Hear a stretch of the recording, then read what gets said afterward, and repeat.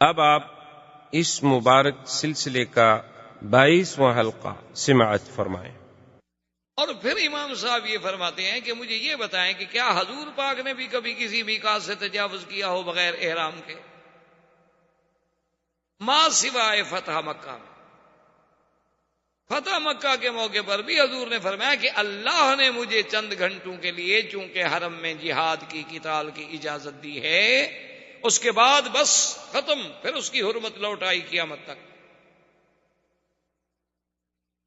بس صورت دیگر حضور صلی اللہ علیہ وسلم جب بھی تشریف لائے تو احرام سے تشریف۔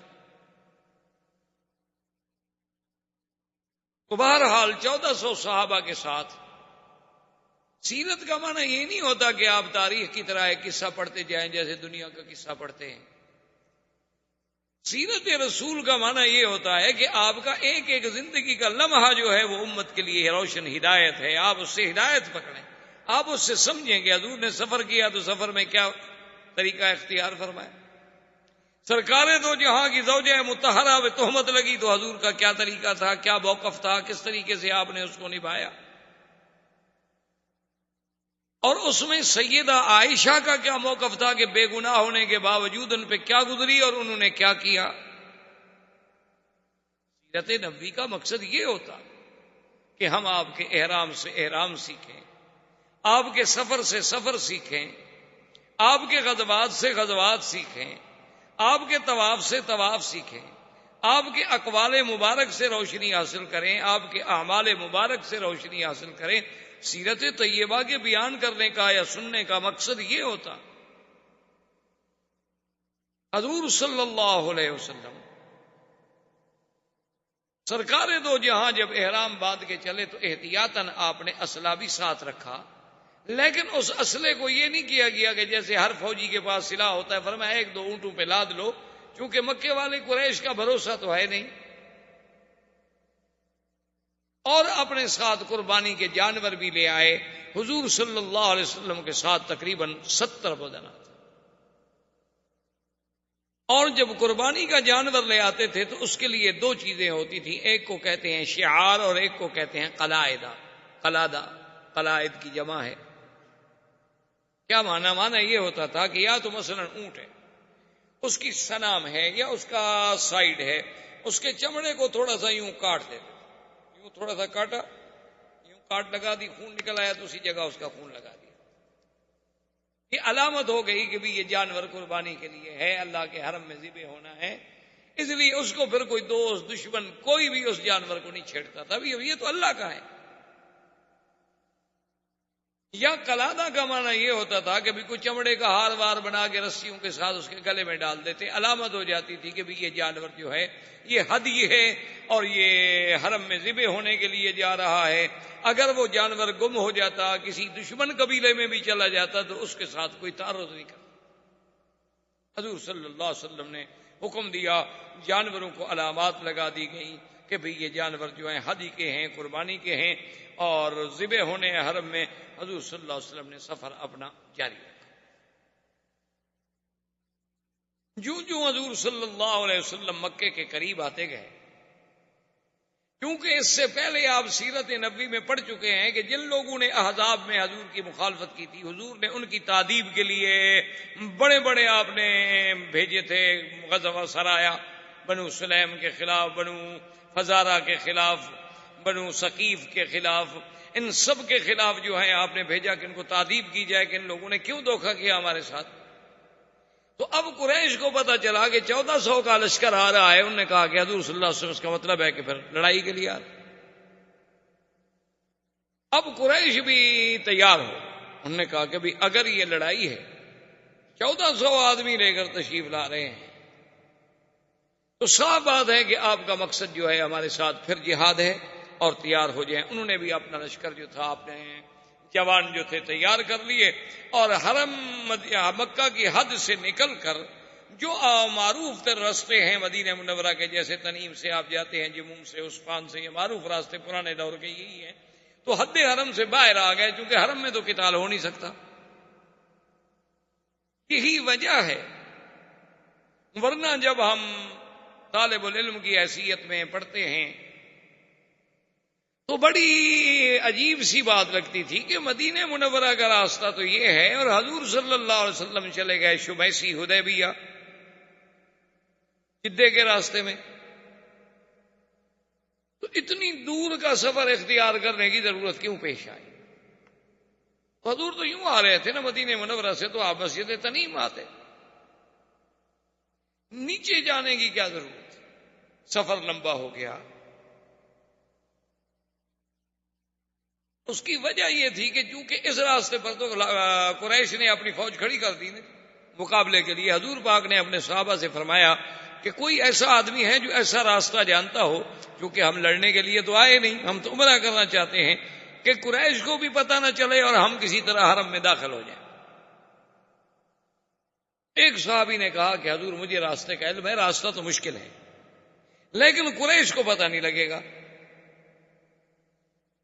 حضور صلی اللہ علیہ وسلم نے فرمایا کہ دلونی، مجھے بتاؤ وہ راستہ۔ صحابہ کہتے ہیں طریق وعر شدید، بہت مشکل راستہ تھا، کیونکہ پھر وہ نیچے اتر گئے اور وہ راستے استعمال تو ہوتے نہیں تھے، استعمال ہونے والے راستوں میں تو کچھ نہ کچھ سڑکیں چھوٹی موٹی سی بن جاتی ہیں نا، لیکن جس راستے کو کبھی کوئی استعمال نہ کرے، پتھر ہے، پہاڑ ہے، تو نیچے اتر کر حضور صلی اللہ علیہ وسلم کا مقصد یہ تھا کہ ہم حدیبیہ کی جانب سے حرم میں داخل ہو کہ مکے والے یہاں انتظار کرتے رہے، ہم ان کے بالکل پیچھے سے حرم میں۔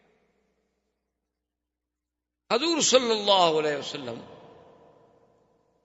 جب آپ تشریف لے آئے مقام حدیبیہ پر، جو جدہ اور مکہ کے درمیان ہے، جسے آج کل شمیسی کہتے ہیں، جہاں انہوں نے چوکی لگائی ہوئی ہے کہ کوئی غیر مسلم جو ہے اب اندر داخل نہیں ہو سکتا، چونکہ آگے علامات حرم،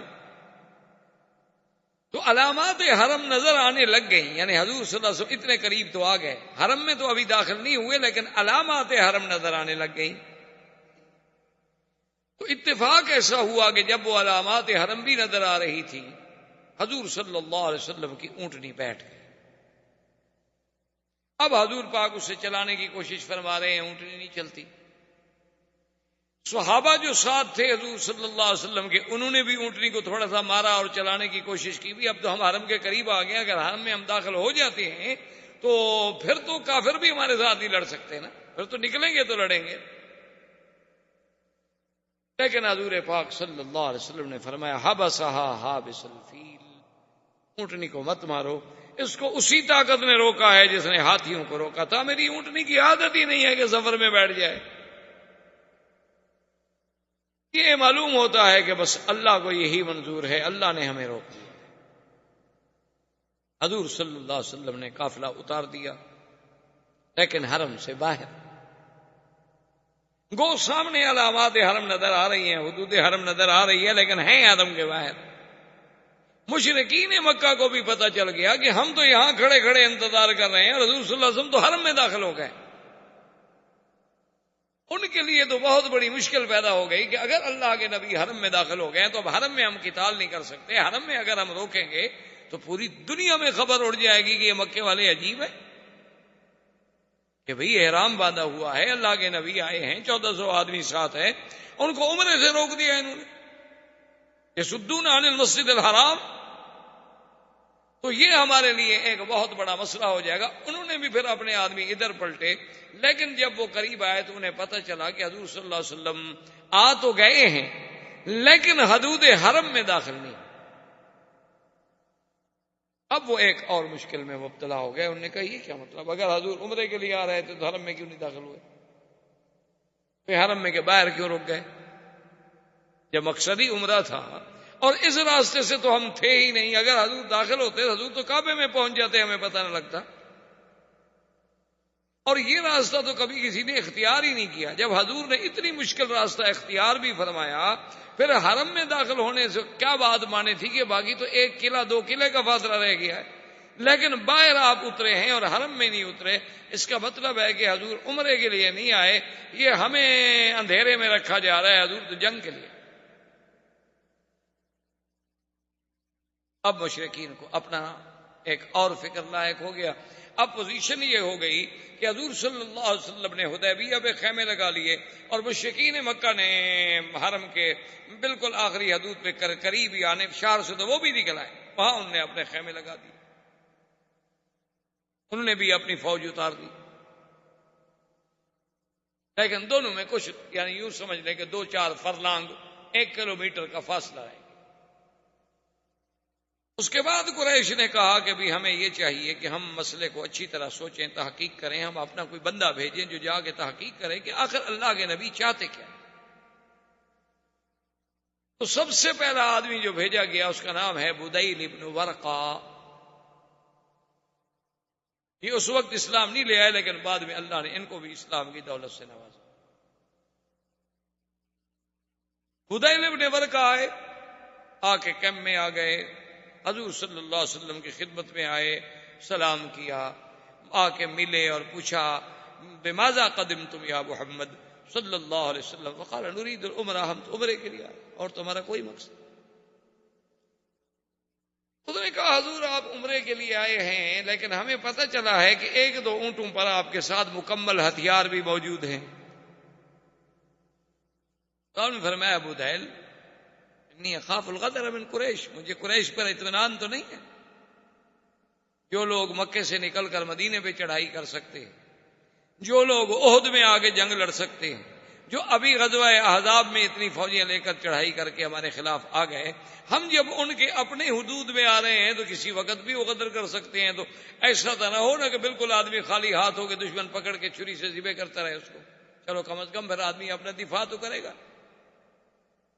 بدیل ابن ورقہ واپس آ گئے، انہوں نے پوچھا کہ ہاں بھائی تمہاری کیا رائے ہے؟ اس نے کہا مجھے کوئی بات سمجھ نہیں ہے، ویسے تو فرماتے ہیں عمرے کے لیے آئے ہیں، لیکن کہتے ہیں ہتھیار بھی ہیں ہمارے ساتھ۔ اب اللہ کے نبی کوئی بات غلط تو کہہ نہیں سکتے، جو چیز ساتھ ہے ساتھ ہے۔ انہوں نے کہا اچھا نتأکد بطریقۃ اخری، ہم ایک اور آدمی کے ذریعے پتہ کرتے ہیں۔ تو انہوں نے حلیس بن علقمہ، یہ احابیش میں سے تھا۔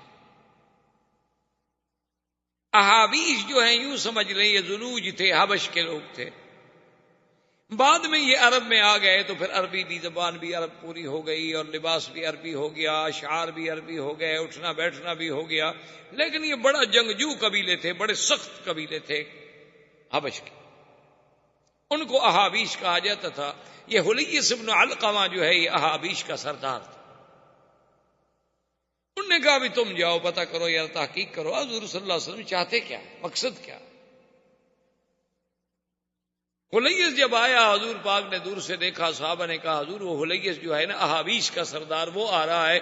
آپ نے فرمایا یہ لوگ جو ہے نا یہ حرم کے ہدی کی، قربانی کے جانوروں کی بڑی احترام کرتے ہیں، بڑی تعظیم کرتے ہیں، تو تم لوگ سب جو قربانی کے جانور لائے ہو نا ادھر سامنے کھڑے کر دو، اس کو نظر آئیں کہ ہم تو عمرے کے لیے آئے۔ وہ آئے ملے، حضور لما قدمتم، کیوں تشریف لائے؟ فرمایا عمرہ، ما اردنا الا العمرہ۔ اور آپ نے فرمایا کہ تمہیں یہ سارے ہدی کے جانور اور یہ چیزیں نظر نہیں آ رہی؟ اس نے کہا ہاں جی میں دیکھ تو رہا۔ وہ واپس آئے، واپس آنے کے بعد اس سے پوچھا کفار قریش نے کہ ہاں بتلاؤ بھائی تمہارا دل دماغ کیا کہتا ہے؟ اس نے کہا بھی بات یہ ہے کہ بھائی وہ عمرہ ہی چاہتے ہیں، میری تحقیق یہ ہے کہ اللہ کے نبی جنگ کے لیے نہیں آئے، لڑائی کے لیے نہیں آئے، احرام باندھا ہوا ہے، قربانی کے جانور ساتھ ہیں، شعار ہے، ان کے گلوں میں قلائد ہیں، یہ اس طرح لڑنے کے لیے آدمی آتا ہے؟ انہوں نے کہا کہ نہیں نہیں تمہیں کیا پتا، تم تو ایسے بس سرسری اندازے لگا کے آ گیا۔ اس نے کہا سنو مکے والو، میری تحقیق میں اللہ کے نبی عمرے کے لیے آئے ہیں، واللہ لو منعتم لأنفرن علیکم الأحابیش، مجھے خدا کی قسم ہے اگر تم نے محمد مدنی کا راستہ روکا تو میرا قبیلہ جو ہے لڑے گا تمہارے ساتھ۔ یہ کیا ہوا ہے بھائی؟ میں کہہ رہا ہوں کہ تو جھوٹ بولتے ہو، سرسری دیکھ کے مجھے کیوں بھیجا تھا تم نے؟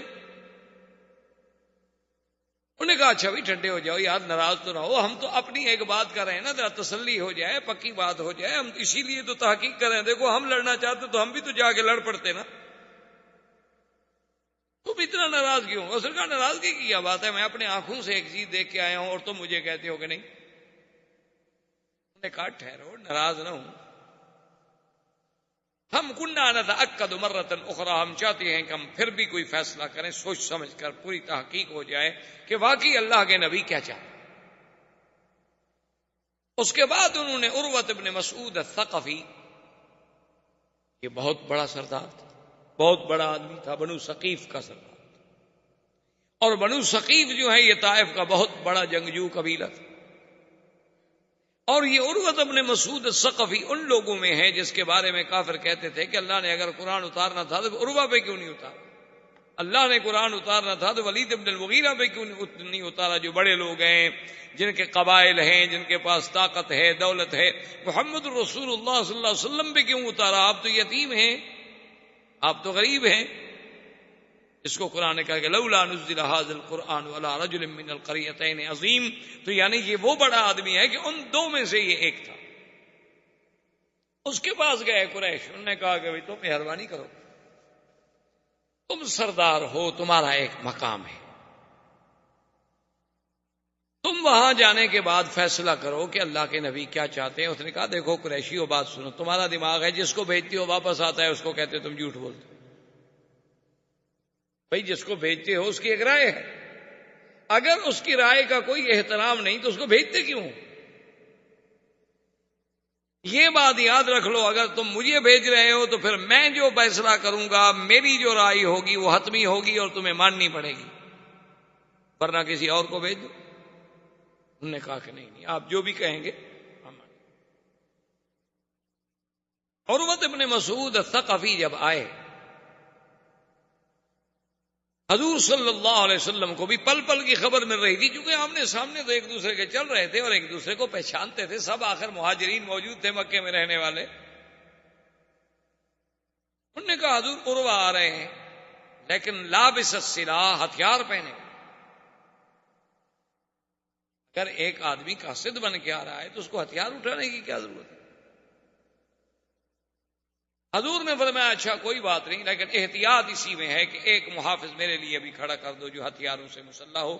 تو مغیرۃ بن شعبہ ثقفی، یہ بھی ثقفی، اور خدا کی شان دیکھیں یہ عروہ کے بھائی کے بیٹے تھے، یہ مسلمان تھے۔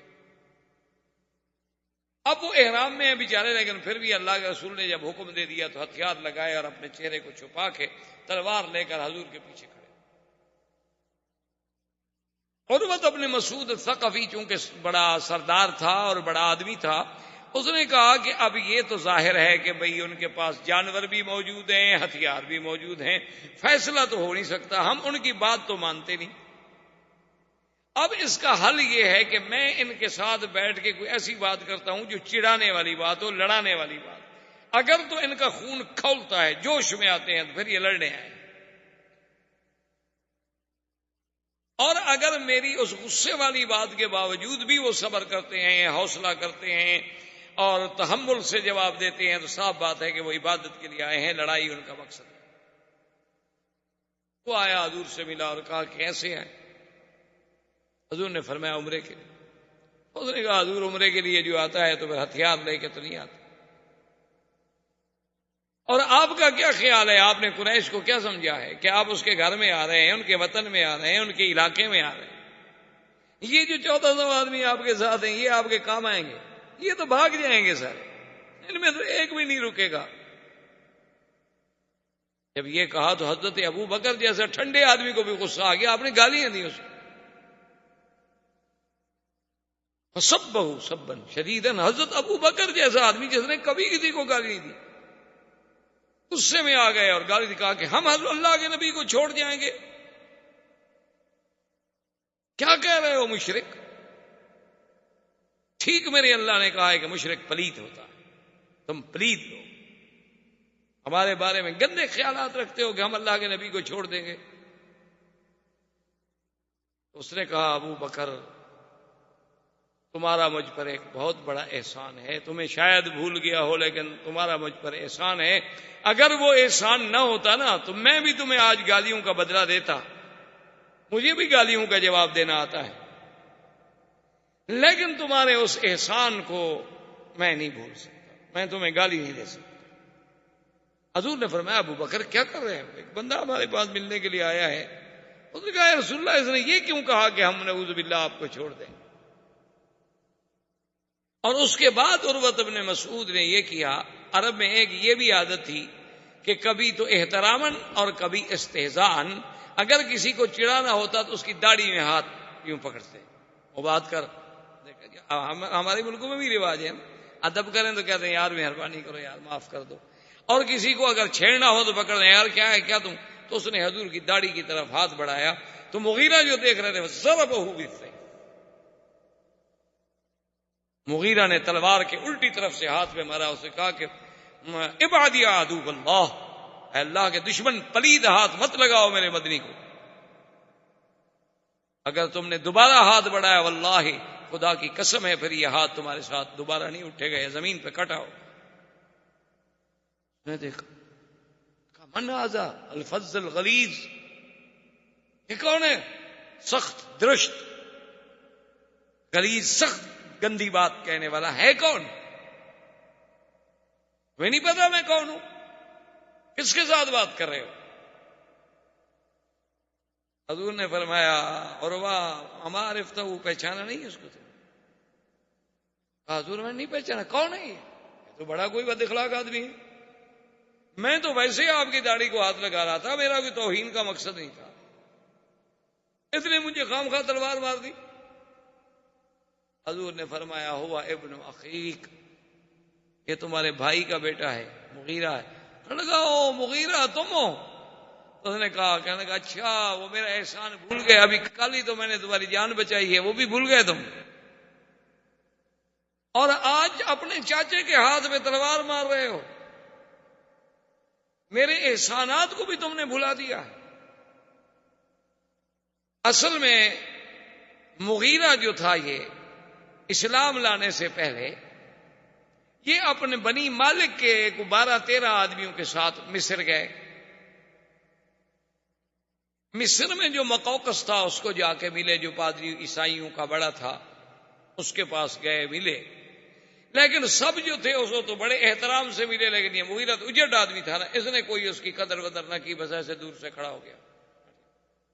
خیر اس کے بعد 1-2 دن رہے، جب روانہ ہوئے تو اس نے بڑے بڑے ہدایہ دیے سب کو، لیکن مغیرہ کو کوئی ہدیہ نہیں دیا، کیونکہ اس نے کہا بد اخلاق آدمی ہے، اس کو کیا ہدیہ دینا ہے بھائی۔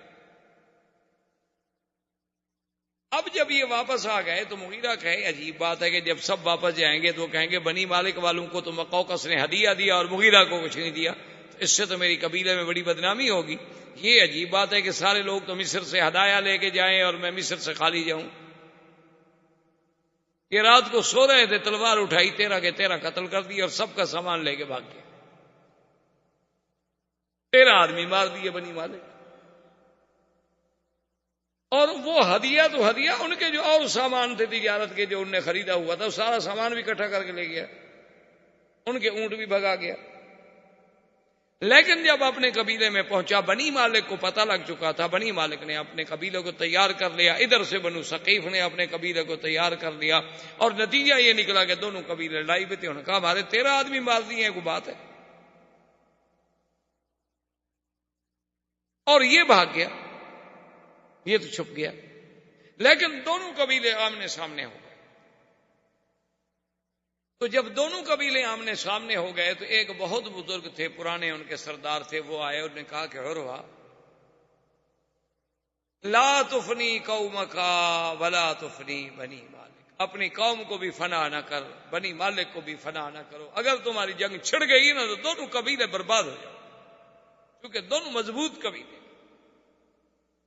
دونوں ایک دوسرے کو بخشنے والے نہیں، اور تمہارے سینکڑوں بندے، یہ نہیں کہ ابھی لڑائی ہوتی رہے گی۔ کہا میں کیا کروں؟ کہا تمہارے بھائی کے بیٹے کی زیادتی ہے، تم سردار ہو، بنی مالک کا کیا قصور ہے؟ ابھی ان کے 13 آدمی مارے گئے ہیں، سیدھی بات ہے میں ان کو راضی کرتا ہوں، لیکن تم دیت ادا کرو۔ اس نے جا کے بات کی بنی مالک والوں سے، انہوں نے کہا کہ چلو عروہ سردار ہے اور وہ قصور بھی اپنا مانتا ہے اور دیت بھی دیتا ہے، تو چلو ہم معاف کرتے ہیں، ہم خون بہا لے لیں گے، لیکن قتل کا بدلہ قتل سے نہیں لیں گے۔ تو 13 آدمیوں کا دیت جو تھی یہ عروہ نے ادا کی۔ اس نے کہا کل میں نے تمہیں چھڑایا اور آج تم مجھے تلوار مار رہے ہو۔ اچھا یہ سارا سامان اونٹ وونٹ لے کے یہ بھاگ کے سیدھا مدینے شریف چلا۔ حضور کی خدمت میں پہنچ گیا، کہنے لگا حضور میں مسلمان ہوتا ہوں، اور سارا واقعہ سنایا۔ آپ نے فرمایا اما الاسلام فنقبل، تمہارا اسلام تو ہم قبول کرتے ہیں، اما المال فلا، یہ جو مال تم نے لیا ہوا یہ تو غداری کا ہے، چوری کا ہے، یہ نہیں ہم قبول، یہ واپس کرو بنی مالک جن کا ہے۔ اس نے کہا حضور اگر اسلام کا حکم ہے تھی، ورنہ اسی مال کے لیے تو میں نے 13 بندے مارے، لیکن اب آپ کہتے ہیں کہ اسلام اجازت نہیں دیتا، حقوق العباد ہے تو میں واپس کرتا ہوں، تو بہرحال وہ مال واپس کر دیا گیا، لیکن یہ پکا مسلمان ہو گیا۔ تو عروہ نے اس کو وہ بات یاد دلائی۔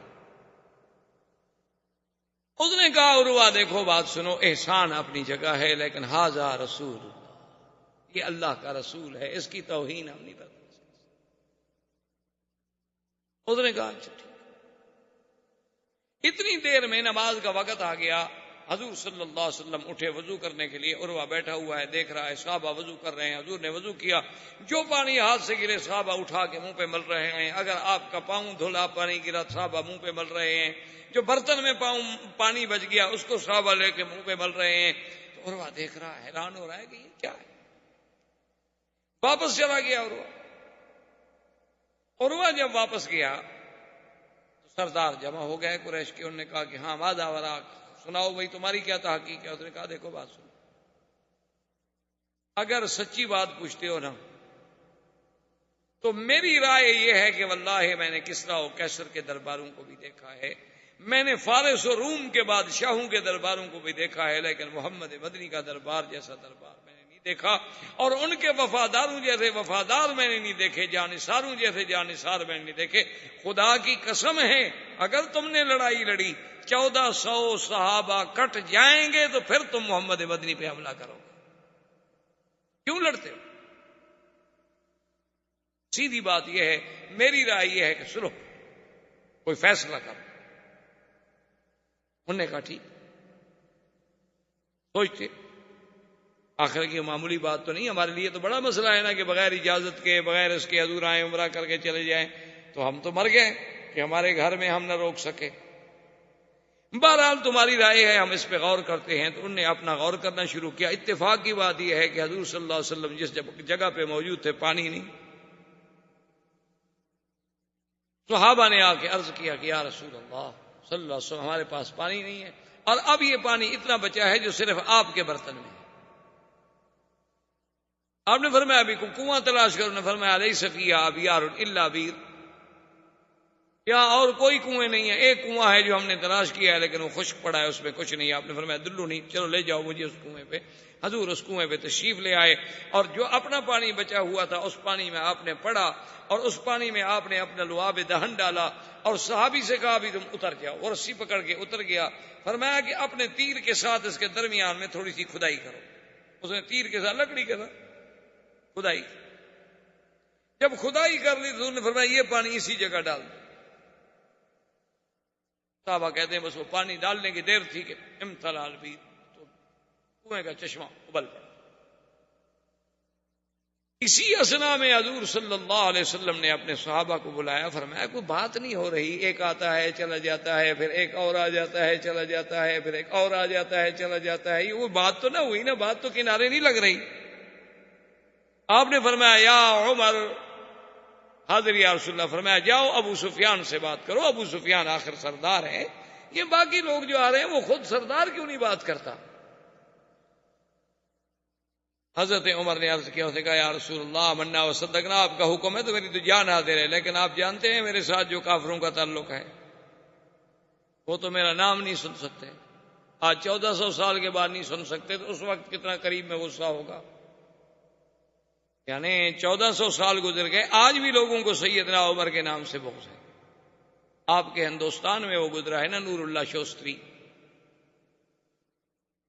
نور اللہ شوستری جس کو یہ روافض جو ہیں شہید پنجم کہتے ہیں، ان کا بہت بڑا ایک عالم تھا، وہ آپ نے سنا ہوگا، تاریخ تو آپ ہم سے زیادہ جانتے ہیں، تاریخ کے علاوہ آپ نور جہاں کو بھی زیادہ جانتے ہوں گے، ہم تو دور کے لوگ ہیں۔ نور جہاں کا استاذ بھی تھا۔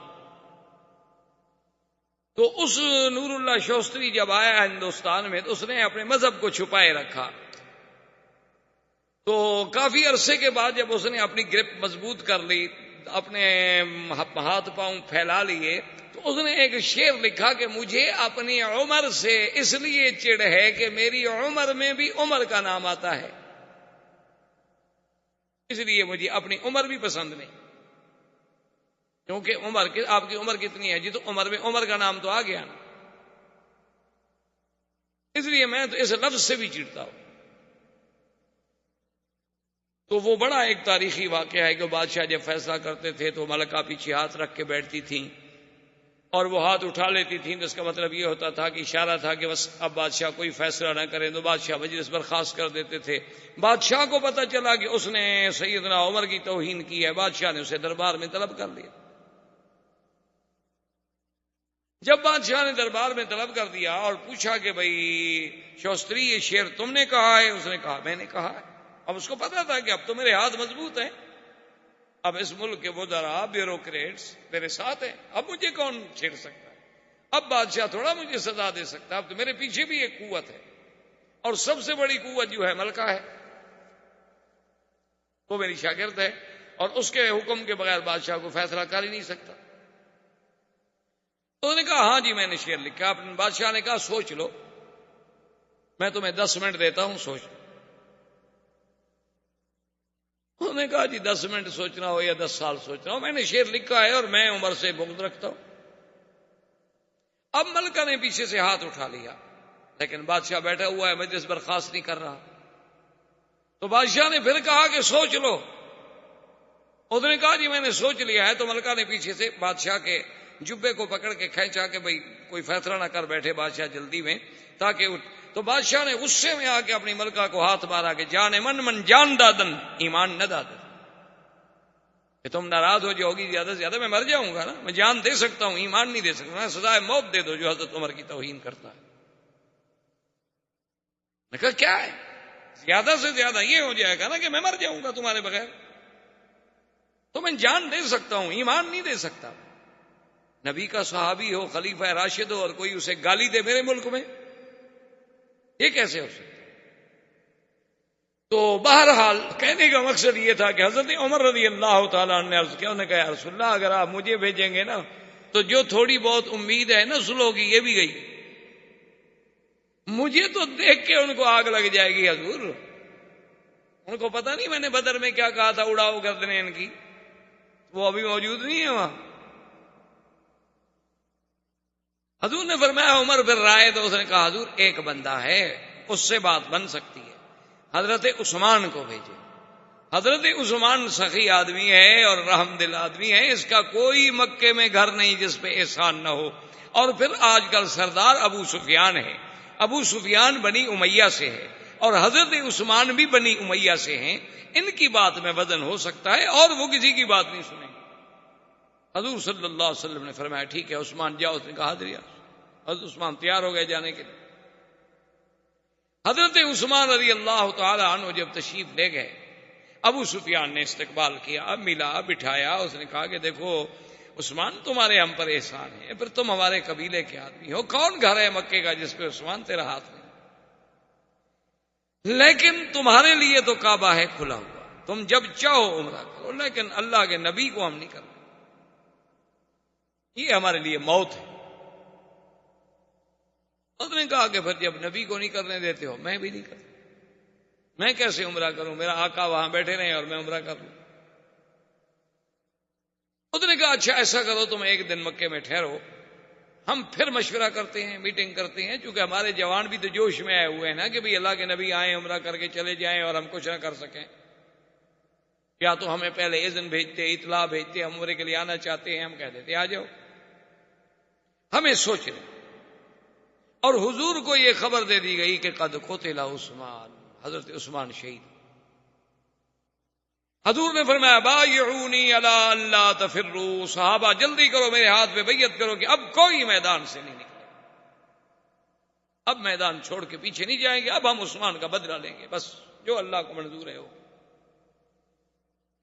تو درخت کے نیچے حضور بیٹھے ہیں اور صحابہ آ کے بیعت کر رہے ہیں۔ یہ وہی منظر ہے جس کو قرآن کہتا ہے ید اللہ فوق ایدیہم، کہ محمد مصطفیٰ جب آپ بیعت کر رہے تھے ایک صحابی کا ہاتھ ہے اور ایک آپ کا ہاتھ ہے اور اس پر اللہ کا ہاتھ، یہ وہ منظر تھا۔ اور حضور پاک نے آخر میں فرمایا، آپ نے فرمایا میرے صحابہ میرا دل کرتا ہے کہ عثمان زندہ ہے، اور یہ عجیب منظر ہے بیعت کا، یہ وفا کا تجدید عہد وفا کا دن ہے، میں نہیں چاہتا کہ میرا عثمان پیچھے رہ جائے، تو تم گواہ ہو جاؤ، ھذہ یدی وھذا ید عثمان، یہ میرا ہاتھ ہے اور یہ میرے عثمان کا ہاتھ ہے، انا ابایع عن عثمان، میں عثمان کی طرف سے بیعت کرتا ہوں وفا کی۔ سب صحابہ اللہ اکبر کہہ کے حیران رہ گئے اور کہنے لگے واللہ ایسر النبی خیر من ایماننا، خدا کی قسم حضور کا جو بایاں ہاتھ ہے نا وہ ہم سب کے دائیں سے بھی کروڑ درجے بہتر ہے۔ عثمان تیری بڑی شان ہے کہ اللہ کے نبی نے اپنے ہاتھ کو تیرا ہاتھ بنا دیا۔ اتنی دیر میں عثمان واپس آ گئے، انہوں نے کہا حضور مجھے انہوں نے قتل نہیں کیا، مجھے تو انہوں نے عمرے کی بھی اجازت دی، لیکن وہ آپ کو اجازت دینے پر تیار نہیں ہے، غور کر رہے ہیں، مجھے کچھ دیر کے لیے روک لیا تھا انہوں نے۔ اب کافروں کو بھی پتہ چلا کہ 1400 بندے نے بیعت کر لی ہے کہ مر جائیں گے لیکن پیچھے نہیں ہٹیں گے۔ ابو سفیان نے کہا دیکھو جنگ ٹھیک نہیں، آخر 1400 آدمی جو جم جائے میدان میں، چلو ہمارا 1400 نہ مار سکے 700 ہی مار دے،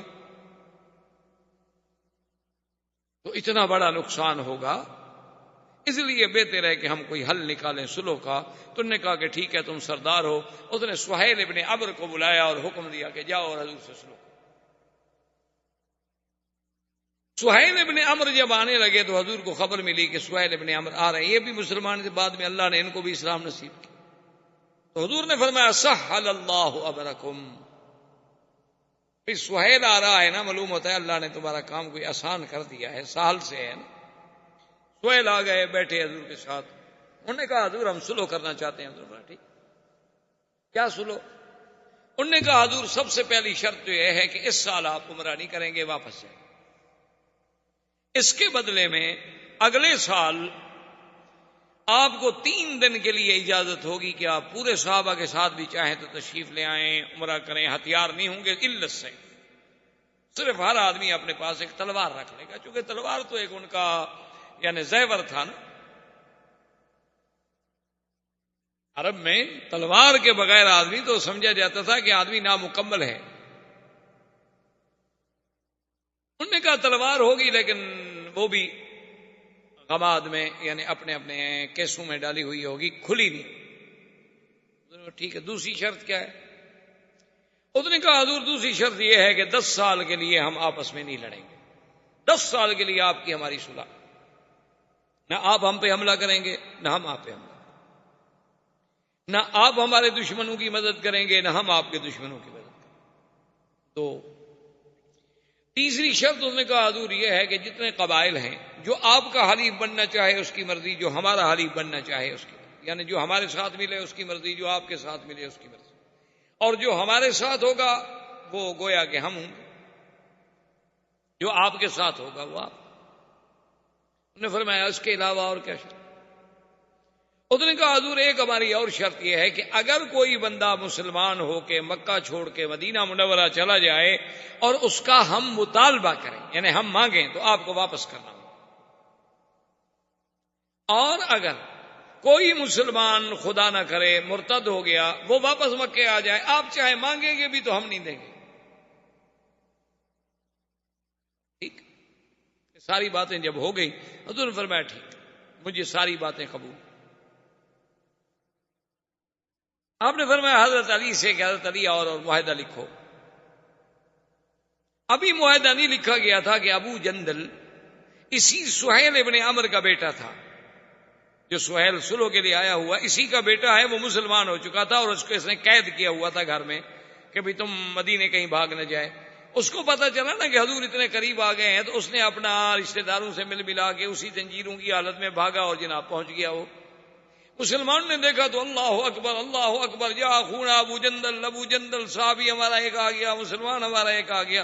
اور جب حضور کے سامنے آیا اس نے سلام کیا تو سہیل نے کہا یا رسول اللہ آپ کا ہمارا معاہدہ ہو چکا ہے، ھذا اول اسیر، یہ پہلا آدمی ہے جو آپ نے ہمیں واپس کرنا۔ حضرت عمر کھڑے ہو گئے، انہوں نے کہا کہ حضور ابھی ہم نے صلح نہیں لکھی، ابھی تو ہمارے معاملات طے ہو رہے ہیں، صلح و نامہ لکھا ہی نہیں گیا، فریقین کے دستخط بھی نہیں ہوئے، تو اب ہم کیوں عمل کریں؟ حضور نے فرمایا اما یکفی کا کلمہ یا عمر، عمر زبان سے نکلی ہوئی بات کافی نہیں ہوتی، بندہ اپنی زبان سے نکلی ہوئی بات کا پابند نہیں ہوتا۔ اس نے کہا چپ کر گیا۔ سہیل نے کہا حضور پہلے یہ میرا قیدی واپس کرو، اس کے جا کے میں وہاں چھوڑ آتا ہوں، پھر واپس آ کے صلح لکھوں گا۔ تو حضور نے فرمایا ابو جندل واپس چلے جاؤ۔ اس نے کہا حضور مجھے پھر دشمنوں کو دے رہے ہیں آپ۔ حضور نے فرمایا چلا اللہ ان یجعل لک فرجا مخرجا، اللہ تمہارے لیے کوئی راستہ پیدا کرے۔ اور اسی زنجیروں کی حالت میں سہیل نے کہا کہ ابو جندل سے کہ چلو، ابو جندل کو لے کے چلے۔ حضرت عمر جناب آہستہ آہستہ ابو جندل کے قریب گیا۔ اس نے کہا ابو جندل ان المشرکین نجس ودمہم دم کلاب، یہ مشرکین پلیت ہوتے ہیں، ان کا تو خون کتے کا خون ہوتا ہے، یہ تلوار میں تمہیں دیتا ہوں، مارو اس کو اڑا دو۔ تم تو معاہدے میں شریک نہیں ہو نا، تم تو پابند نہیں، تم تو قیدی ہو ان کے پاس۔ معاہدے میں تو ہم پابند ہیں نا، جو یہاں موجود تھے انہوں نے معاہدہ کیا، تم تو معاہدے میں شریک نہیں ہو، تم تو خود قیدی ہو، تم کون سے معاہدے کے پابند ہو؟ آہستہ آہستہ عمر ساتھ جا رہے ہیں اور تلوار دینے کی کوشش کر رہے ہیں۔ اس نے کہا کہ نہیں میرا باپ ہے، مشرک ہے الگ بات ہے، لیکن باپ تو ہے نا۔ اس نے کہا کہ نہیں کیا باپ ہے، کافر ہے، اڑاؤ اس کو۔ لیکن ابو جندل نے ہمت نہ کی، حن علی ابیہ، اپنے شفقت باپ کی محبت جو تھی وہ غالب، وہ لے کے چلا گیا۔ اس نے جا کے ابو سہیل کو وہیں چھوڑا، ابو جندل کو وہیں چھوڑا، واپس آ گیا۔ حضور صلی اللہ علیہ وسلم نے فرمایا علی لکھو۔ حضرت نے لکھا بسم اللہ الرحمن الرحیم۔ اس نے کہا لا یا رسول اللہ ما نعرف الرحمن الرحیم، ہم تو نہیں جانتے رحمان رحیم کیا ہے، کہ نہ لکھیں، آپ لکھیں باسمک اللہم۔ حضور نے کہا لکھو۔ حضرت نے لکھ، چلو بھائی، رحمان بھی اسی کا نام، اللہ اسی کا۔ اور حضرت علی نے لکھا بن محمد الرسول اللہ۔ یہ معاہدہ کس کی طرف سے ہو رہا ہے؟ حضور کی طرف سے اور سہیل ابن عمرو کی طرف سے۔ سہیل نے کہا لا یا رسول، اس نے کہا حضور یہ نہیں ہے، ہم تو معاہدہ کرنے آئے ہیں آپ کے ساتھ، رسول اللہ کے ساتھ نہیں۔ اگر ہم نے آپ کو رسول اللہ مان لیا اور اس معاہدے پہ دستخط کر دیے تو جھگڑا کس بات کا ہے پھر آپ کے ساتھ ہمارا؟ یعنی میرے خیال میں آپ کا بارٹ لا بھی اتنی اچھی کراس ایگزامینیشن نہیں کر سکتا، اتنے سمجھدار تھے وہ قریش اس دور میں۔ انہوں نے کہا جی جب معاہدے کے اوپر لکھا ہو بن محمد رسول اللہ اور نیچے ہم دستخط کرتے ہیں تو ہم نے تو آپ کو رسول اللہ مان لیا، ہم تو نہیں مانتے، آپ لکھیں من محمد ابن عبداللہ، ہم تو محمد ابن عبداللہ سے معاہدہ کر رہے ہیں۔ حضور نے کہا علی کاٹ دو اور لکھو بن محمد۔ اس نے کہا حضور لا، میں نہیں کاٹ سکتا، آپ کا نام لکھ کے کاٹ دوں، رسول اللہ کا لفظ لکھ کے کاٹ دوں۔ حضور نے فرمایا ام ہو یا علی، قال واللہ لا ام ہو یا رسول اللہ، خدا کی قسم ہے میں نہیں کاٹ سکتا۔ حضور نے فرمایا ادھر لاؤ، لے آؤ کاغذ، دیا حضور نے اپنے ہاتھ سے لکھا۔ آپ نے کہا لکھو محمد بن عبداللہ، میں محمد بن عبداللہ نہیں ہوں۔ جب معاہدہ لکھ لیا گیا، معاہدہ طے ہو گیا، حضور صلی اللہ علیہ وسلم نے ارادہ ختم فرما دیا، حکم دیا بھی حلال ہو جاؤ، جانور ذبح کر دو، سر مڈا لو۔ صحابہ چپ کر کے بیٹھے ہوئے ہیں۔ حضور غصے میں آئے، بی بی ام سلمہ کے خیمے میں تشریف لائے، اپنی بیوی کے کہا کہ کیا بات ہے، میں حکم دیتا ہوں کہ اٹھو سر مڈاؤ، جانور ذبح کرو، اور صحابہ چپ کر کے بیٹھے ہوئے ہیں۔ میں نے دوبارہ اس لیے حکم نہیں دیا کہیں میری نافرمانی کریں اور اللہ کا غضب نہ آ جائے۔ بی بی ام سلمہ نے کہا حضور یہ ہو سکتا ہے کہ آپ کے جانثار آپ کی تعمیل نہ کریں، وہ انتظار میں بیٹھے ہیں کہ پتہ نہیں کوئی وحی آ جائے کہ بھی چلو عمرہ کرو۔ آپ سب سے پہلے اپنا جانور ذبح کریں، اپنے سر پہ اس طرح پھروائیں، دیکھیں صحابہ کیا کرتے ہیں۔ حضور پاک نے اپنے سر پہ اس طرح پھروایا، اپنے جانور کو ذبح کیا، صحابہ دوڑ پڑے، انہوں نے کہا جی بات ختم، بات ختم، اب تو امید ختم ہوگی، جب حضور نے احرام کھول دیا ہے تو اب ہم کون؟ سب نے احرام کھول دیا اور چل پڑے۔ اسی راستے میں یہ آیت نازل ہوئی انا فتحنا لک فتحا مبینا، یہ آیت مبارک نازل ہوئی۔ حضور نے حضرت عمر کو بلایا، فرمایا ایک ایسی آیت اتری ہے کہ آسمان و زمین کے خزانے مجھے مل جائیں خوشی نہ ہوگی۔ تو نے کہا حضور اچھا مکہ بھی فتح ہوگا کہ نہیں؟ حضور نے کہا نہیں، مکہ بھی فتح ہوگا۔ یہ صلح حدیبیہ کو فتح قرار دیا گیا۔ وجہ کیا تھی کہ کل تو قریش کہتے تھے نا ساحر ہے، جادوگر ہے، نعوذ باللہ پرانی باتیں کہنے والا ہے، آج انہوں نے فریق مان کے بیٹھے صلح کرنے کے لیے۔ اس سے بڑی فتح ہے کہ دشمن آپ کی قوت کو تسلیم کر لے۔ اللہ کے نبی نے فرمایا انا فتحنا لک فتحا مبینا، زندگی باقی انشاءاللہ تو بات باقی، وما علینا الا البلاغ۔ برادران اسلام، واجب الاحترام بزرگوں، دوستوں، عزیز نوجوانوں، سرکار دو جہاں حبیب کبریا سیدنا محمد مصطفیٰ صلی اللہ علیہ وسلم کی سیرت طیبہ کے بارے میں جو سلسلہ درس اللہ کی رحمت سے شروع ہے، تو سرکار دو جہاں صلی اللہ علیہ وسلم کی ولادت طیبہ سے لے کر تقریباً حدیبیہ کے مسئلے تک ہم سابقہ دروس میں پہنچے کہ سرکار دو جہاں صلی اللہ علیہ وسلم عمرے کے لیے تشریف لے آئے، لیکن کافروں نے آپ کو روک دیا۔ اس کے بعد مختلف واقعات اور حوادثات پیش آتے رہے، لیکن بات یہاں تک پہنچی کہ کفار مکہ کی طرف سے سہیل ابن عمرو حضور صلی اللہ علیہ وسلم کے ساتھ شرائط صلح طے کرنے کے لیے آ گئے۔ شرائط صلح جو طے کی گئیں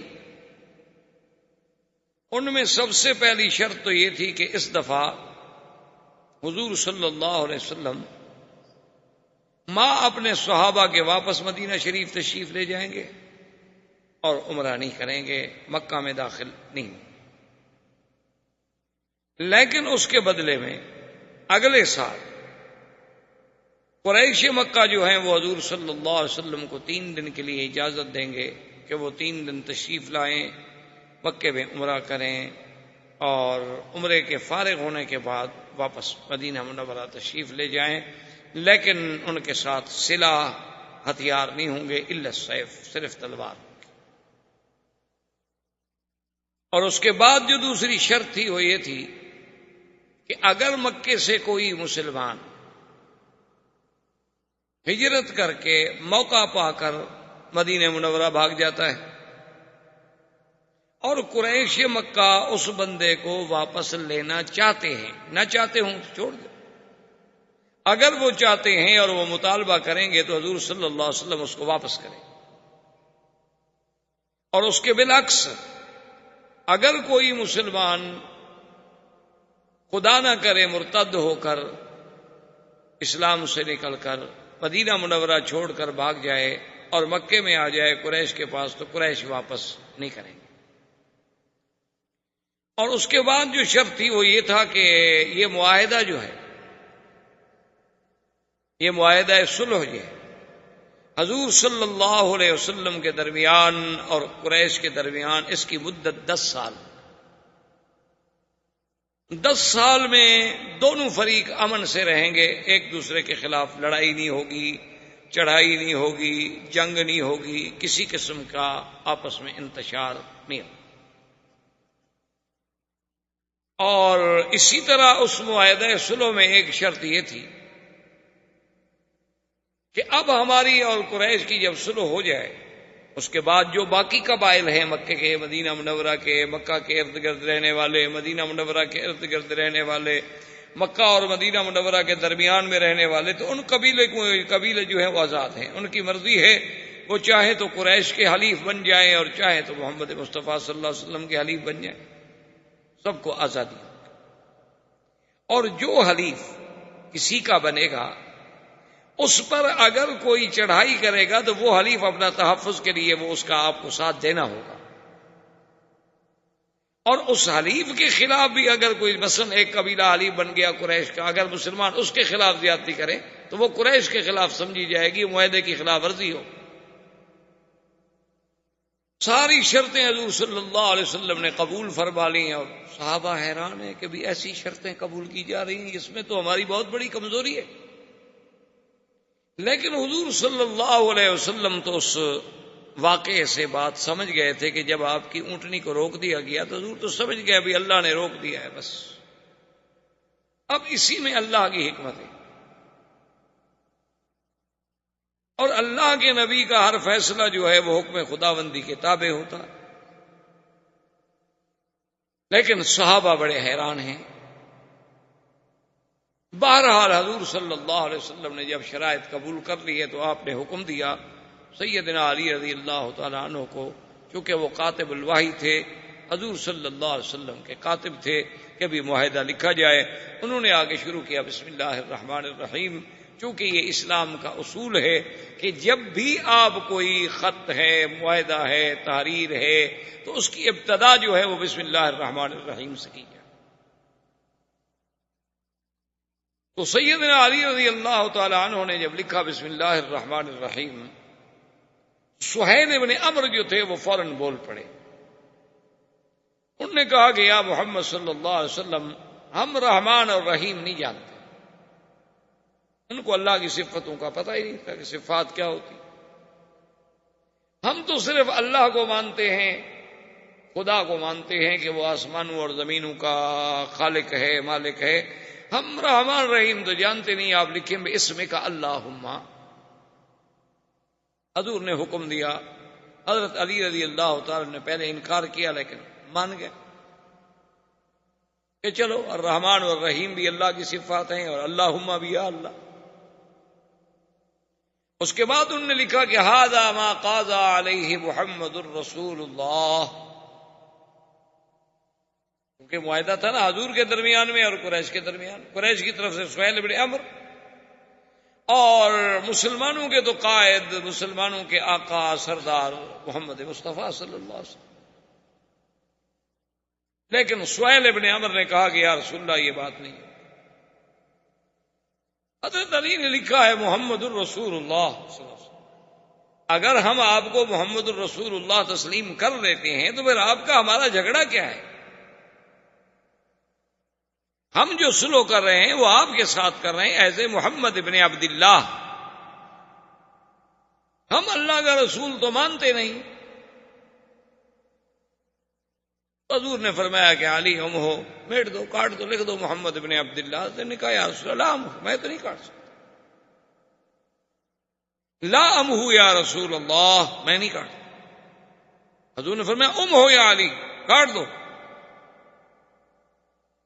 حضرت علی نے کہا واللہ لا ام ہو یا رسول اللہ، مجھے تو اللہ کی قسم ہے میں نہیں کاٹوں گا، میں رسول اللہ کے نام پر کیسے لکیر کھینچ دوں؟ اسی لیے ہر بات کو علماء، محدثین، ائمہ فقہا جو ہیں نا وہ اسی قرآن و حدیث کی گہرائیوں میں جاتے ہیں، بات کو سمجھتے ہیں۔ اب بظاہر تو حضرت علی انکار کر رہے ہیں، اللہ کے نبی کا انکار کرنا جو ہے نعوذ باللہ تو کسی مسلمان سے متوقع بھی نہیں ہو سکتا، لیکن انکار کے پس پردہ کیا چیز ہے یہ دیکھنا ہوتا۔ اب ایک آدمی تو ظاہر یہی سمجھ لے گا کہ حضور کی حدیث کا انکار نہیں ہے، تو بالکل حضور کے فرمان کا انکار کر رہے ہیں اور سامنے بیٹھ کے کر رہے ہیں۔ اس لیے ہمیشہ قاعدہ یہ ہوتا ہے کہ بعض سطحی نظر رکھنے والے لوگ ہوتے ہیں نا جی، ایک حدیث پڑھ لی، کسی دوسرے کو عمل کرتے دیکھا، کہا جی یہ حدیث کا مخالف ہے، حدیث میں یوں آیا ہے اور یہ یوں عمل کر رہا ہے۔ حالانکہ اس بیچاروں کو پتہ نہیں ہوتا کہ احادیث کے مفہوم کیا ہیں، اور پھر اس موضوع پہ صرف ایک حدیث ہے یا اور بھی حدیثیں موجود ہیں۔ اب یہاں انکار جو ہے وہ تو ہے کہ حضرت علی کا جذبہ ایمان ہے کہ میں رسول اللہ کا لفظ کیسے کاٹ دوں، حالانکہ انکار ہے، لیکن اس انکار میں جو پیار ہے، جو محبت ہے، جو ایمان ہے، جو جذبہ ہے۔ جیسے بعض روافض جو ہیں وہ بڑا دنیا میں شور کرتے ہیں کہ حضور پاک صلی اللہ علیہ وسلم نے فرمایا تھا کہ ایتونی بکتاب، کاغذ لے آؤ میں لکھ دوں، تو حضرت عمر نے روک دیا، کہا سنا کتاب اللہ، اللہ کا قرآن کافی ہے۔ کہ دیکھو جی اللہ کے نبی کا انکار کر دیا، اللہ کے نبی کی بات نہیں مانی۔ تو حالانکہ یہ بات سمجھنے والی ہوتی ہے، حضرت عمر کا مقصد جو تھا، مفہوم یہ تھا کہ آپ کی تکلیف کا وقت ہے یا رسول اللہ، مرض الوفات ہے، جب اللہ کا قرآن جیسی جامع کتاب ہمارے پاس موجود ہے، آپ کو کیوں تکلیف فرماتے ہیں؟ یعنی کیا کوئی چیز ایسی اگر دین کی ہے، دین تو مکمل ہو چکا ہے۔ اللہ کا قرآن آ گیا کافی. مقصد حضور کی محبت اور پیار تھا. جیسے حضرت علی رضی اللہ تعالیٰ عنہ کا مقصد جو ہے وہ محبت تھی، وہ عظمت لفظ رسول تھی کہ اللہ کے رسول کے نام پر میں قلم پھیر دوں، یہ کیسے ہو سکتا؟ حضور نے فرمایا اچھا علی ادھر دکھاؤ، مجھے دکھاؤ. کہاں ہے؟ پیش کیا. حضور نے خود کاٹ اور میں لکھو محمد ابن عبداللہ. اب جب حضور خود کاٹ دے تو حضور کا ہاتھ تو نہیں پکڑ سکتے حضرت. اسی اسنا میں شور ہو گیا صحابہ میں. شور جب ہوا حضور نے فرمایا دیکھو کیا ہے. سہیل بھی گھبرایا کہ باہر کیا شور ہو گیا ہے. تو ابو جندل جو ہیں، یہ کنیت ہے ان کی، یہ اسی سہیل ابن عمرو کے بیٹے تھے اور یہ مسلمان ہو گئے اور باپ نے ان کو گھر میں قید کر رکھا تھا. اس کو موقع ملا، وہ بیچارہ اسی طرح زنجیروں کے ساتھ ہی بھاگ کے آ گیا اور یہاں پہنچ گیا. جب صحابہ نے دیکھا انہوں نے کہا الحمدللہ الحمدللہ ابو جندل آ گیا، ابو جندل آ گیا. لیکن جب ابو جندل سامنے آیا تو سہیل ابن عمرو نے کہا کہ یا رسول اللہ آپ کا ہمارا معاہدہ ہے اور یہ ہمارا سب سے پہلا قیدی ہے جو ہم واپس لینا چاہتے ہیں. حضور صلی اللہ علیہ وسلم نے فرمایا ٹھیک. حضرت عمر کھڑے ہو گئے، انہوں نے کہا کہ یا رسول اللہ ابھی تو ہمارا معاہدہ تحریر نہیں ہوا، معاہدے پہ دستخط نہیں ہوئے. لیکن حضور نے فرمایا اما یکفی کا قول الرسول صلی اللہ علیہ وسلم. عمر اللہ کے نبی کا زبان ہے، قول ہے. جب ہم زبان سے کہہ چکے ہیں کہ ہمیں یہ شرطیں قبول ہیں، دستخط نہ ہوں، معاہدہ نہ لکھا جائے، تو یہ بات تو نہیں. اللہ کے نبی کی یہ شان نہیں ہے کہ جو بات زبان سے ہو جائے پھر اس پہ قائم نہ رہے. ہم اپنی بات پہ قائم ہیں. ابو جندل میں حکم دیتا ہوں کہ واپس جاؤ. بعض روایات میں یہ بھی آتا ہے کہ ابو جندل نے درخواست کی.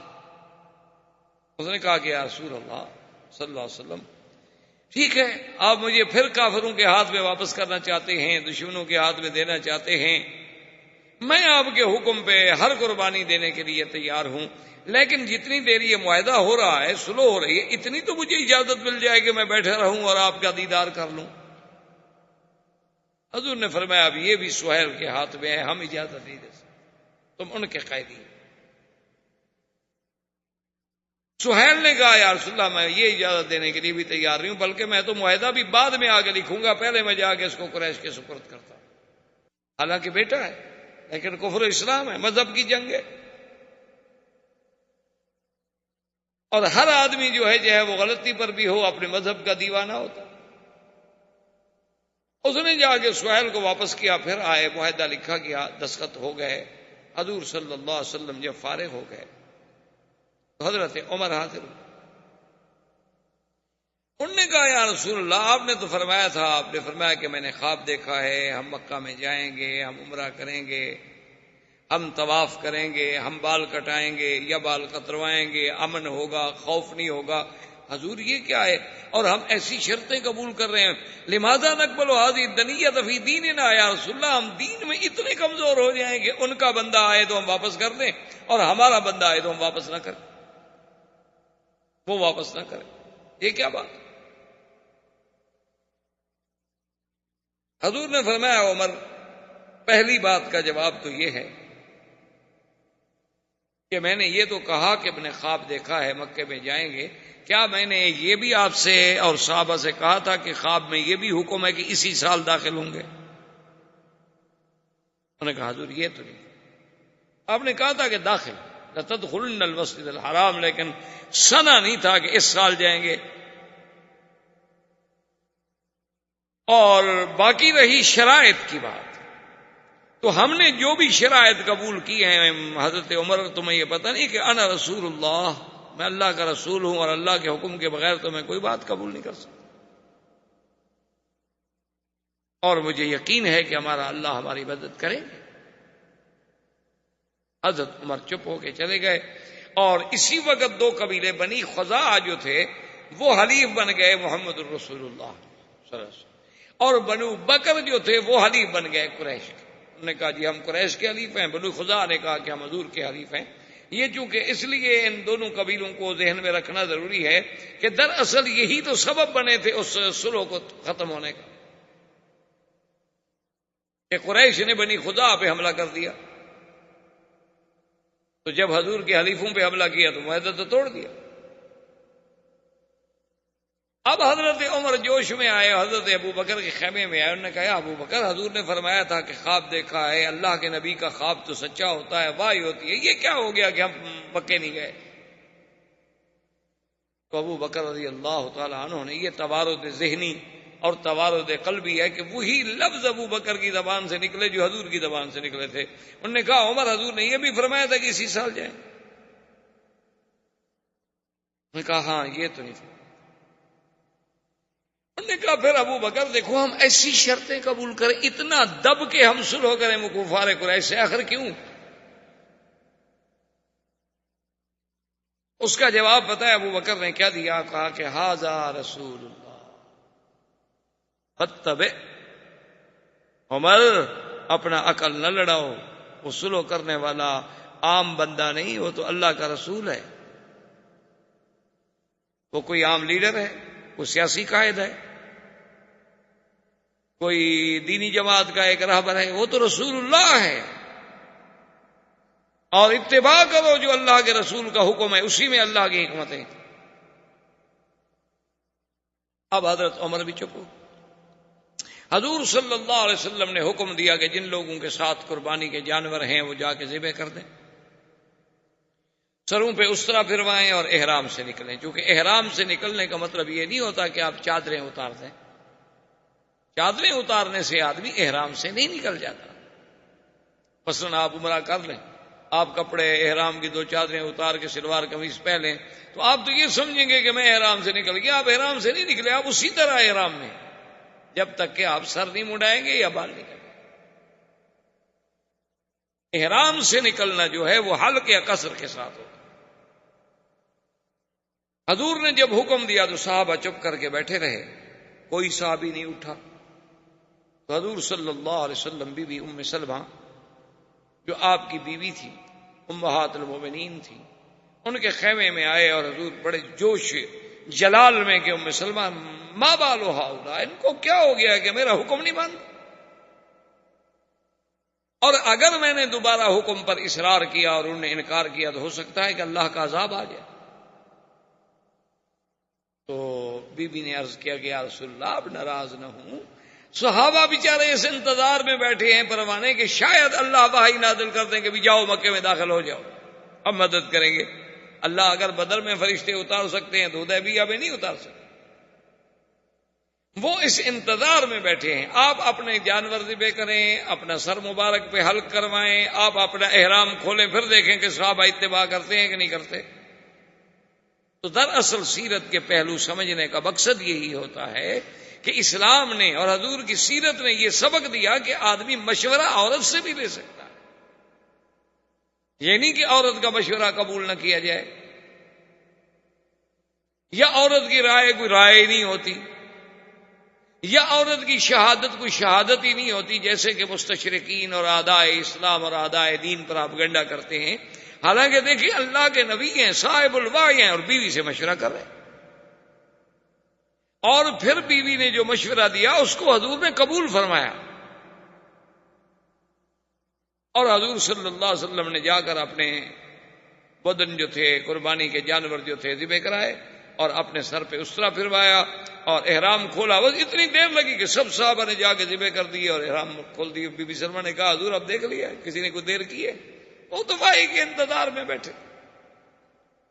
حضور صلی اللہ علیہ وسلم نے واپسی کا حکم دیا۔ جب حضور مدینہ منورہ کے لیے روانہ ہوئے، چونکہ اونٹنیوں کا سفر تھا، اونٹوں پہ سفر ہو رہا تھا، حضرت عمر کہتے ہیں رضی اللہ تعالیٰ عنہ، ایک روایت میں آتا ہے کہ میں حضور کے قریب آیا اور میں نے بات کرنے کی خواہش کی اور میں نے سلام کیا، لیکن حضور نے میرے سلام کا جواب نہیں دیا۔ یعنی اونٹنی پہ بیٹھے بیٹھے حضرت عمر بھی اپنی اونٹنی حضور کے قریب لے آئے۔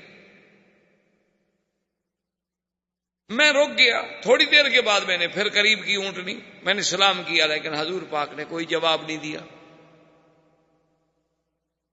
میں نے تیسری دفعہ پھر اپنی اونٹنی حضور صلی اللہ علیہ وسلم کے قریب کی اور پھر سلام کیا، اور حضور پاک نے کوئی جواب نہیں دیا۔ تو حضرت عمر کہتے ہیں کہ میں روتا ہوا پریشان ہو کر میں اپنے آپ کو کہہ رہا ہوں کہ ثقلت امک یا عمر، کاش عمر تیری ماں نے تیرا بوجھ ہی نہ اٹھایا ہوتا، تو پیدا ہی نہ ہوتا تو اچھا تھا کہ آج اللہ کا نبی تم سے ناراض ہو گیا۔ حضور کہتے ہیں میں ڈر گیا کہ کہیں میری اس بات کی وجہ سے حضور ناراض نہ ہو گیا۔ تھوڑی دیر گزری، حضرت عمر کہتے ہیں کہ ایک صحابی نے مجھے آواز دی اور اس نے کہا کہ حضور آپ کو بلا رہے ہیں۔ میں نے پھر اپنی اونٹنی کو دوڑایا، پھر حضور کے قریب آیا تو حضور نے فرمایا کہ عمر انزل علی آیا، کہ آج اللہ نے قرآن کی ایسی آیت مجھ پہ نازل کی ہے کہ اگر آسمان و زمین کے تمام خزانوں کی کنجیاں اللہ مجھے دے دیتے اور مجھے مالک بنا دیتے، اس پہ مجھے اتنی خوشی نہ ہوتی جتنی اس آیت پر مجھے خوشی۔ حضرت عمر نے کہا ایو آیت یا رسول اللہ، کون سی آیت؟ تو نے فرمایا بسم اللہ الرحمن الرحیم انا فتحنا لک فتحا مبینا لیغفر لک اللہ ما تقدم من ذنبک وما تأخر۔ اللہ نے خبر دی کہ محمد مصطفیٰ صلی اللہ علیہ وسلم ہم نے آپ کو فتح مبین عطا فرمائی۔ حضرت عمر کہتے ہیں رسول اللہ یہ فتح کی خوشخبری جو ملی ہے ہمیں، کیا فتح مکہ تھا؟ مکہ بھی فتح ہوگا؟ حضور نے فرمایا ہاں عمر مکہ بھی فتح ہوگا۔ اب صحابہ کا کمال دیکھیں اور محدثین کا کمال دیکھیں کہ حضور اونٹنی پہ تھے تو جب حضور قرآن پڑھ رہے تھے نا تو آواز میں جو لہر پیدا ہوتی تھی کہ انا فتحنا لک فتحا مبینا، اسی طرح آخر تک راوی نقل کرتے آئے کہ اس آواز کی انداز یہ تھا جب حضور نے پڑھا تھا، تاکہ وہ کیفیت بھی موجود رہے۔ اب علماء کرام فرماتے ہیں کہ اس فتح سے مراد بعض نے کہا فتح مکہ ہے، بعض نے کہا فتح خیبر ہے، بعض نے کہا فتح حنین ہے، کیونکہ اس بیعت کے فوراً بعد اللہ نے قرآن میں یہ تو فرما دیا تھا نا، ابھی جو ہم نے آیت پڑھی تھی کہ میرے مدنی صلی اللہ علیہ وسلم اللہ اور مومنین سے راضی ہو گئے ہیں جو اس درخت کے نیچے بیٹھ کے آپ کی بیعت کر رہے ہیں۔ لقد رضي الله عن المؤمنين إذ يبايعونك تحت الشجرة فعلم ما في قلوبهم فأنزل السكينة عليهم وأثابهم فتحا قريبا ومغانم كثيرة يأخذونها وكان الله عزيزا حكيما۔ اللہ نے قرآن میں فتح قریب کی ایک خوشخبری پہلی آیات میں بھی دے دی تھی، لیکن اکثر مفسرین کرام یہ فرماتے ہیں کہ نہیں، فتح مبین جو ہے حضرت ابن عباس بھی یہی فرماتے ہیں کہ صلح حدیبیہ جو ہے یہ فتح مبین، یہی فتح۔ انہوں نے کہا کہ فتح مکہ تو ہے، فتح مکہ ہے، فتح خیبر ہے، اس کا دوسری آیات میں ذکر موجود ہے، حنین ہے، اس کا بھی اشارے قرآن میں موجود ہے، ومغانم کثیرۃ یاخذونها، لیکن انا فتحنا لک فتحا مبینا، اس سے مراد جو ہے وہ فتح مکہ صلح حدیبیہ۔ صلح حدیبیہ کو فتح مبین کیسے سمجھا گیا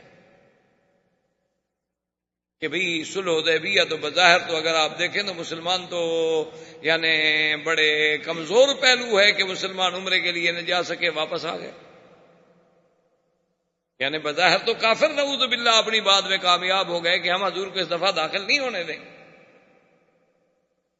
مسلمان تو ناکام ہو گئے، واپس آ گئے، لیکن اللہ فرماتا ہے کہ یہ فتح مبین ہے، تو اس پر مفسرین کرام نے، علماء کرام نے، اللہ ان پہ قبروں پہ کروڑوں رحمتیں فرمائے، انہوں نے کہا کہ سمجھیں کہ صلح حدیبیہ ہی فتح مبین ہے۔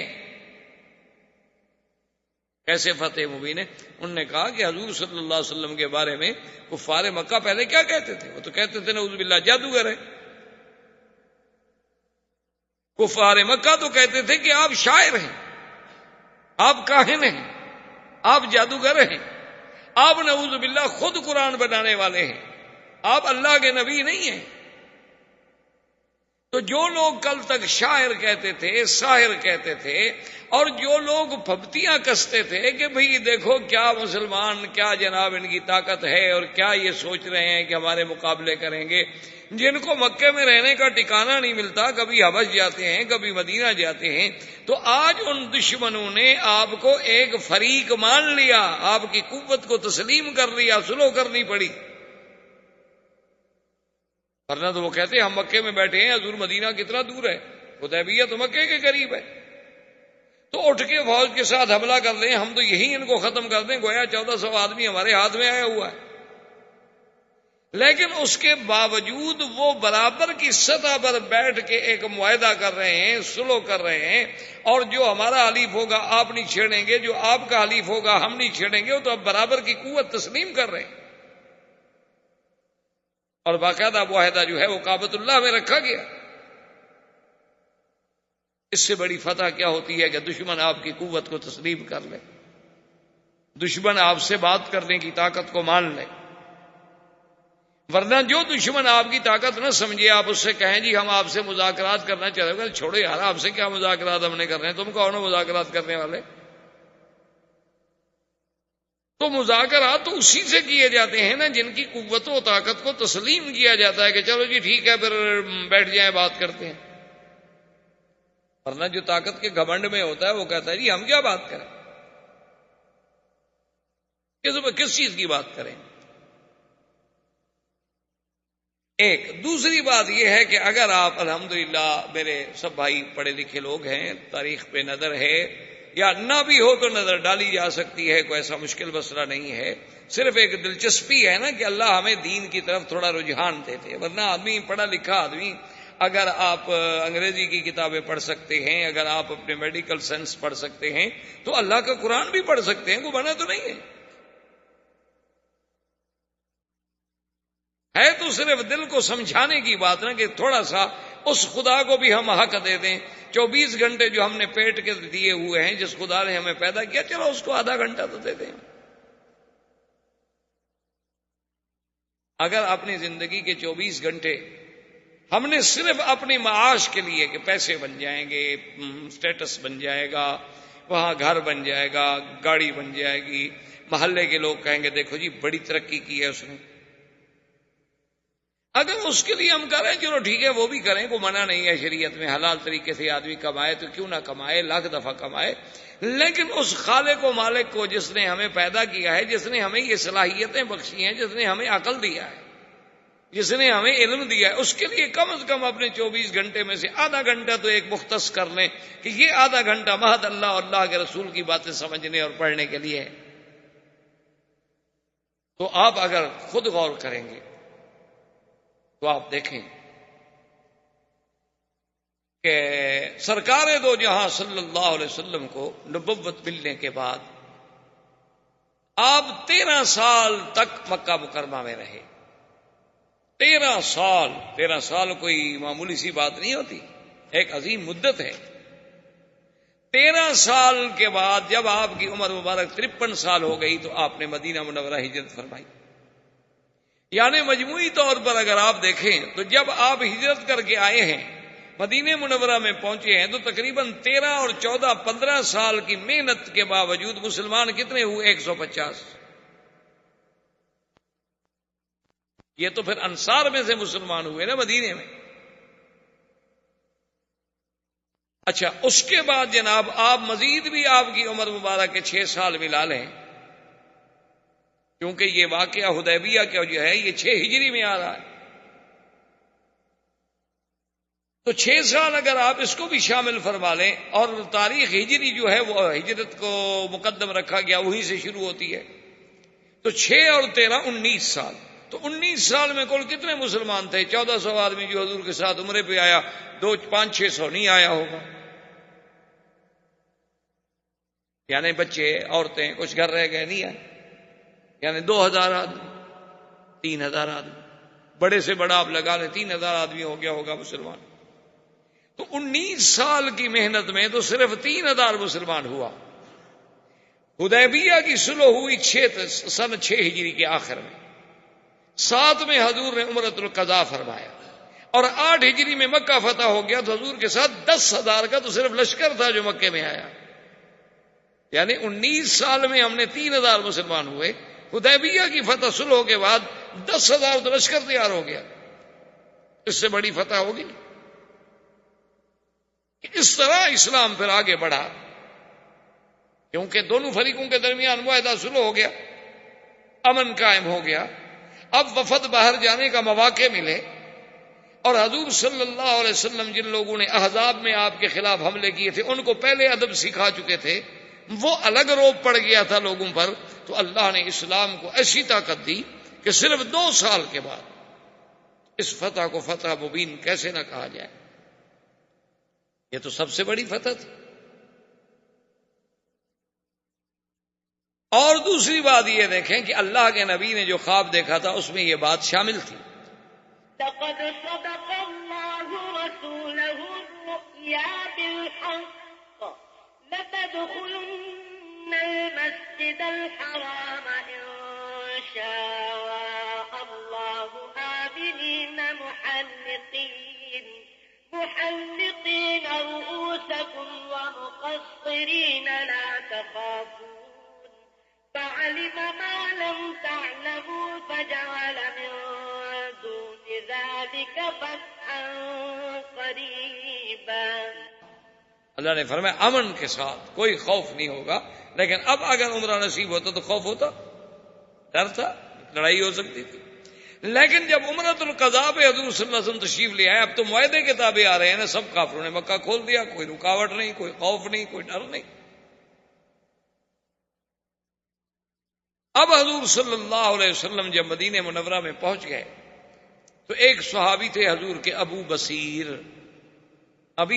جو تھے، ان کو بھی موقع ملا اور وہ مکے سے کافروں کی قید سے اتفاق ہوا کہ موقع پا کے نکل کے بھاگے اور مدینہ. اچھا خدا کی شان دیکھیں کہ ابو بصیر جو ہے وہ مدینہ منورہ پہنچے اور مکے والوں کے بھی 2 بندے پہنچ گئے. السلام علیکم. السلام. انہوں نے کہا حضور ہمارا آدمی بھاگ کے آ گیا قیدی، اور آپ کا وعدہ ہے کہ آپ نے قیدی واپس کرنا ہے. حضور نے بلایا ابی بصیر تم بھاگ کر آئے؟ انہوں نے کہا تمہیں پتہ نہیں ہے کہ ہماری صلح ہو چکی ہے، معاہدہ ہو چکا ہے؟ کہا جی ٹھیک ہے، جو کیا حکم ہے واپس جاؤ. حاضر. اب بظاہر یہ کتنی کمزوری کی شرط ہے، لیکن اس کے اندر جو اللہ کی حکمتیں چھپی ہوئی ہیں وہ تو کوئی بھی نہیں سمجھتا. وہ تو اللہ جانتے ہیں یا اللہ کے رسول جانتے ہیں. کیونکہ ایک بات یاد رکھیں، مثلا ایک مسلمان مدینے آ گیا، مدینے سے پھر ہم نے اس کو واپس مکے بھیج دیا، تو گویا مکے میں ہمارا ایک دعوت دینے والا مبلغ دین کی بات کرنے والا تو پہنچ گیا نا.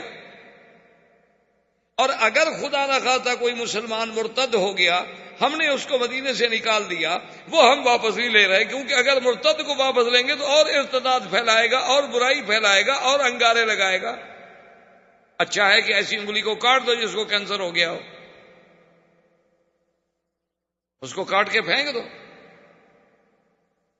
تو ابی بصیر کو حضور نے فرمایا کہ بھئی تم واپس جاؤ. اس نے کہا کہ حاضر، آپ کا حکم ہے تو میں حاضر. ابو بصیر کو وہ دونوں کافر جو تھے ساتھ لے کے چل پڑے، اور سفر تو وہی اونٹوں کے ہوتے تھے. جب وہ پہنچے آج جسے آپ بیر علی کہتے ہیں، اس کا پہلا نام تھا ذوالحلیفہ.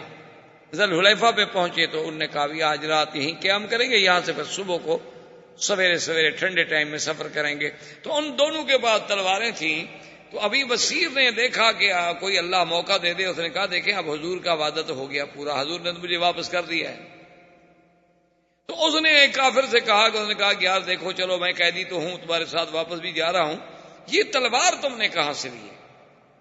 احباب کرام، اس کے بعد اب آپ اس مبارک سلسلے کی CD نمبر 23 سماعت فرمائیں.